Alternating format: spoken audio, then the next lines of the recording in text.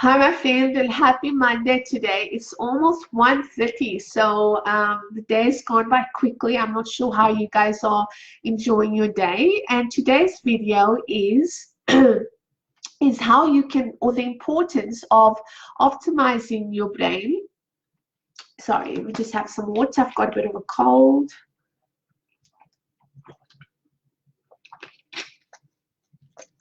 The importance of optimizing your brain when you are in the process of transitioning from feeling hopeless to feeling hopeful.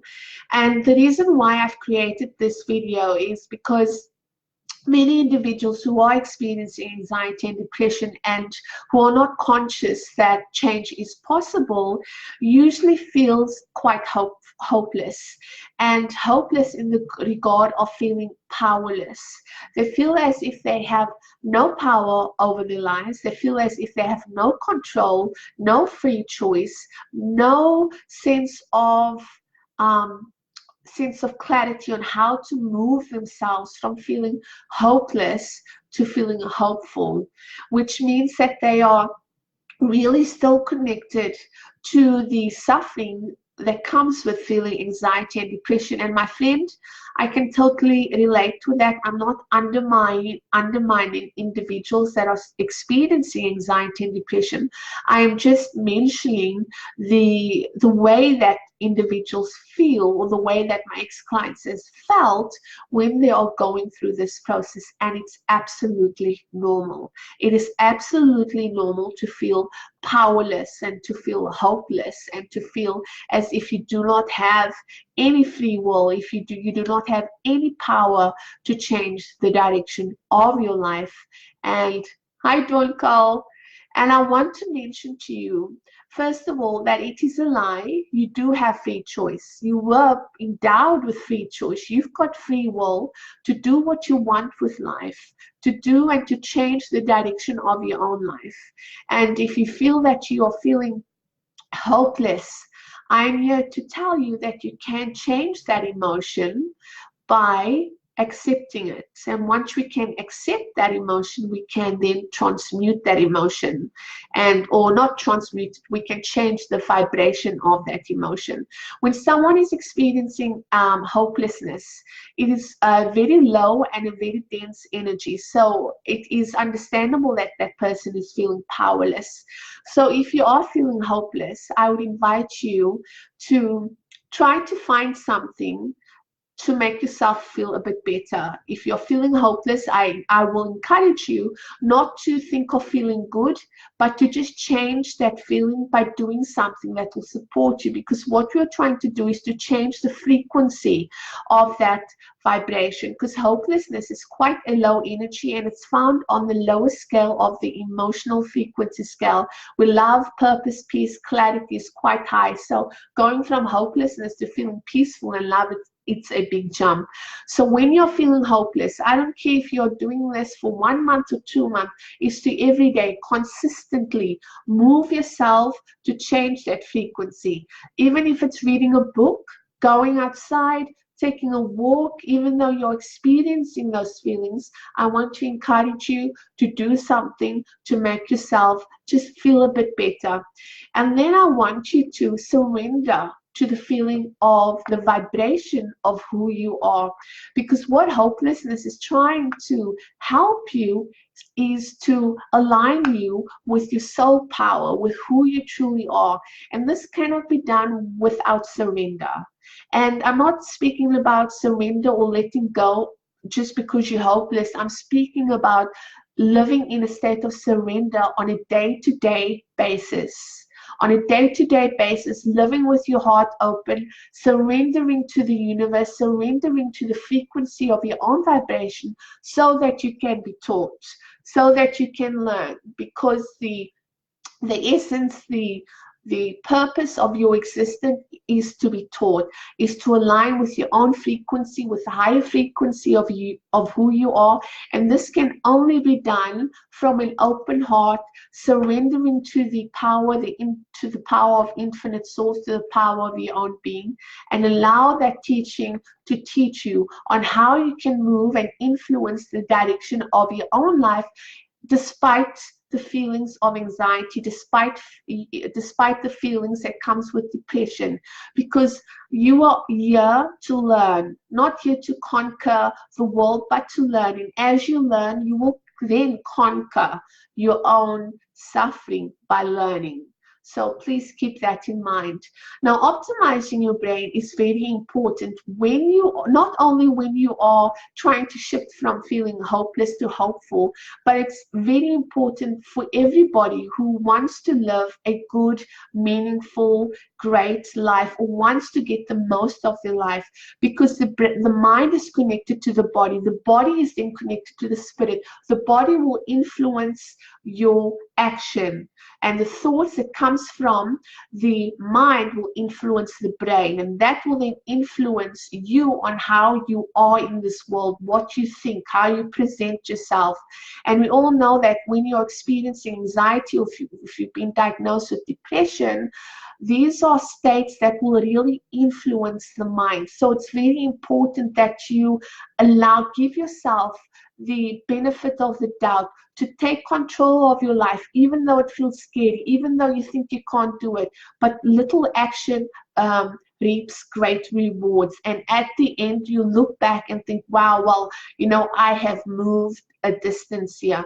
It's by implementing little actions, even though it doesn't feel good at times, or even though you think I don't have the power, because you feel hopeless. And just remember to do the work and to be consistent. And this is how you change the frequency of your own being, the frequency of depression, the frequency of anxiety. And this is how you align with your authentic self. This is how you align with the vibration of love, which is who you truly are.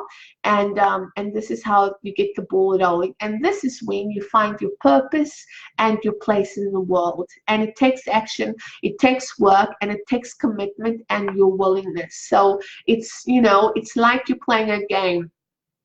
The universe is there to support you. God is there to support you. Your higher self is there to support you. But you have to meet that halfway. You've got to meet this intention halfway by putting in the work. And optimizing your brain is a very good start, because the brain is responsible for fighting off healthy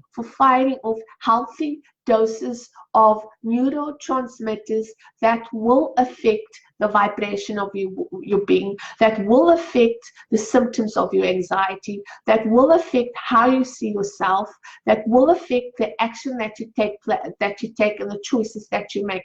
The brain that fires off the healthy neurotransmitters is usually serotonin and dopamine. These are the same neurotransmitters that is being fired off when you are doing something that you love, when you're dancing, when you're going to the gym, when you're making love. The brain will support that by firing off those neurotransmitters. And once the brain fires off those neurotransmitters, it will then affect the adrenal glands. And this is how the adrenal glands will then take over that work and support you even further and help the body to kind of get into a state of homeostasis. Now, people that is on constant stress, people that is taking so much on their shoulders, producing stress, not conscious individuals, just playing the game of life but not taking action, coming from a victim mindset, this will impact them. And this is how people get heart attacks. This is how people get sick. This is how people manifest illnesses in the body, because they are not honoring the mind-body process, because they are whole people. And this is why I love my work, because it's just not one aspect. There's so many things that's in play. Once the adrenal glands are working well, because the adrenal glands produces hormones that helps you with stress, and when the neurotransmitters is firing off dopamine and serotonin, that means your adrenal glands can rest for, but it doesn't have to work so hard because you are helping it. People that people that have chronic fatigue and that are really tired, exhausted, can't get the best out of their bodies, is because their adrenal glands is so tired that they've just kind of given up. They need a hand. And when your adrenal glands are overworked and the stress hormones dominates, this is how people then suffer from low self-esteem, because they are then seeing their sense of self from a skewed perspective. How that it relate to others won't be very healthy. It will come from a mind that is full of fear because of everything else that's taking place in the body. So I just want you to know that. So optimizing your brain, it sounds very easy, and if you're not used to taking care of your body, it can be quite hard, because you've got to break those habits. And that habits can be broken daily by just implementing or changing a few things. First of all, water is very important, because water helps to nourish your cells, and by nourishing your cells has a better chance of communicating to each other, and also having a body that's hydrated. It means that you can be productive at a much better rate, means that you can see and think clearly, which means you can produce more, which means you will have more energy to do the things that you love, which means that you have a clear communication with your intuition. You'll get some more insights because things are kind of working all well. Making sure that you eat good food, and I'm not just talking about salads and stuff. I'm talking about good vitamins, minerals, magnesium. Your body craves all of that. Make sure you really understand what your body needs. If you want to see a naturopath and nutrition to help you and understand your blood, please do so. Also, histamine is antihistamine foods that will also affect the frequency of your anxiety symptoms and depression symptoms, because gut health is very important. And wheat, gluten, sugar, milk, dairy, all of that, it's just a no-no when you have anxiety or depression or anything. And I'm not just talking about people that's experiencing anxiety or depression. I'm actually speaking about everybody. A lot of the population are experiencing just mood swings and menopause and chronic fatigue and stuff. So it's very important that you take care of your gut health. And lastly, the most important exercise that you can do on a consistent basis is your thoughts. Really understand your thoughts. Make friends with your thoughts. Question them. When your thoughts is not nice, when they are amplifying your anxiety, when you feel fearful, I want you to question those thoughts. Is this thought true? How is this thought affecting me? Is this thought for me? And if it's not love, it's not for you. So that is why it's very important to understand that you have the capacity to control the direction of your life. You have the capacity to influence your life by commitment, by really taking on a willingness to do so. And by doing so, you can then move from the victim mind state into the victim mind state. And this is how you then understand the meaning behind your suffering. This is where suffering becomes your gateway into your authentic self. Into understanding who you are and finding your place in the world. And sometimes some of us have to go through it because this is what we need, and it's not nice. Sorry, I've got a cold, so it's not nice having anxiety or depression.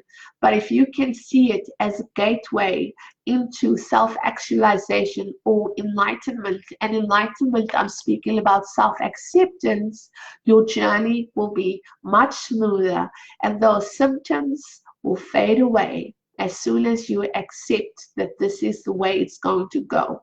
Okay, and it needs your participation. So thank you so much. Thank you, Dawn Cole, for joining me. And if you guys have any questions, please send me an email or tag me in the post. If you're looking for a group of like-minded people who are on the journey of healing their anxiety or depression, please join Revive, The information is on the banner. When you click the banner, it will take you to a link. If you're looking for a powerful exercise to help you understand your anxiety and the message that it has for you, please download my workbook, the Anxiety Awareness Workbook, and this will help you as well. And that's it for today. Thank you. Bye.